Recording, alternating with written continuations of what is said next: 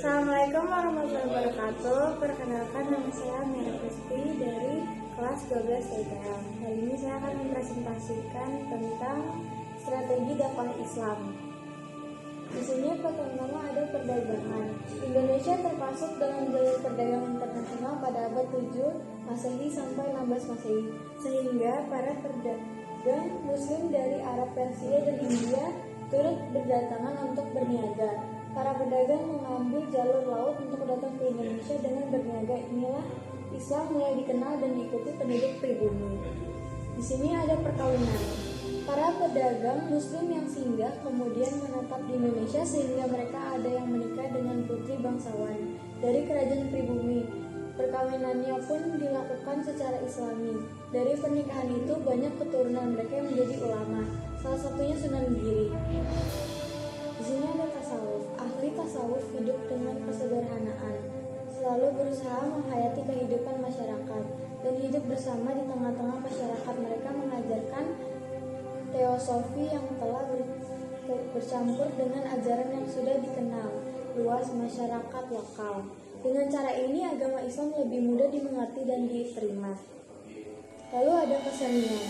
Para penyebar agama Islam memanfaatkan kebudayaan yang telah ada sebagai media untuk berdakwah. Strategi dakwah melalui kesenian ini diantaranya dilakukan oleh Sunan Bonang dan Sunan Kalijaga.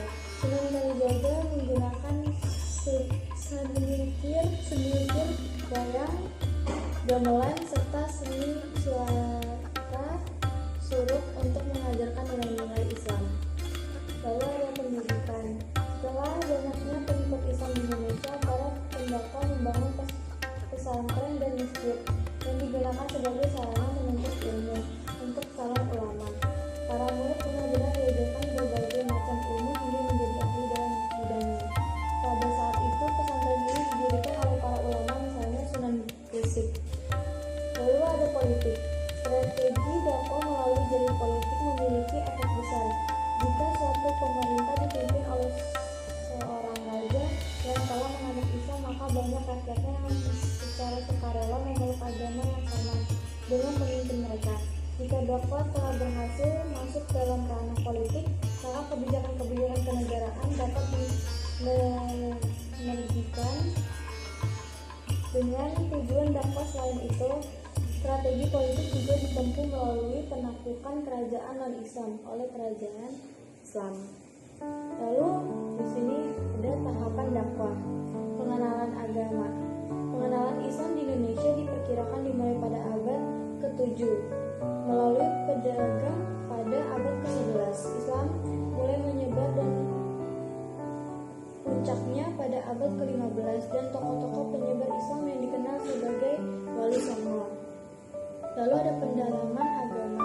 Masyarakat belajar tentang ilmu agama yang lebih dalam dengan menekuninya, seperti fikih yang mengajarkan tentang tata cara sholat, wudhu, puasa, haji, dan sebagainya. Terakhir ada pengembangan intelektualitas ke arah pembaharuan. Kemajuan ilmu pengetahuan dalam disiplin ilmu agama meliputi ilmu tafsir, hadis, kalam, dan fikih. Sementara kemajuan dalam ilmu ulum mencakup filsafat, kedokteran, astronomis, matematika, dan geografi. Kesimpulan dari presentasi ini, Islam masuk ke Indonesia melalui banyak perantara dan strategi. Umat Islam di Indonesia menjadi banyak seperti sekarang karena usaha dari para pendakwah atau dai terdahulu yang berjuang menyebarkan ajaran Islam hingga ke desa-desa atau kota-kota terpencil di seluruh penjuru Nusantara. Kita harus mensyukuri itu karena berkat pejuang mereka, kita dapat terlahir kembali menjadi seorang Muslim di negara yang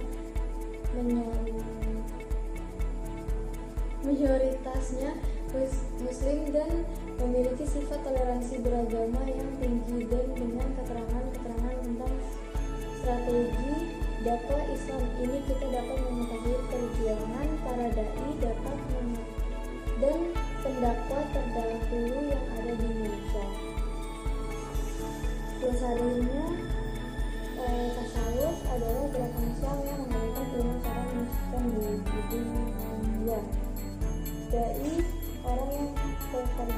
berberapa.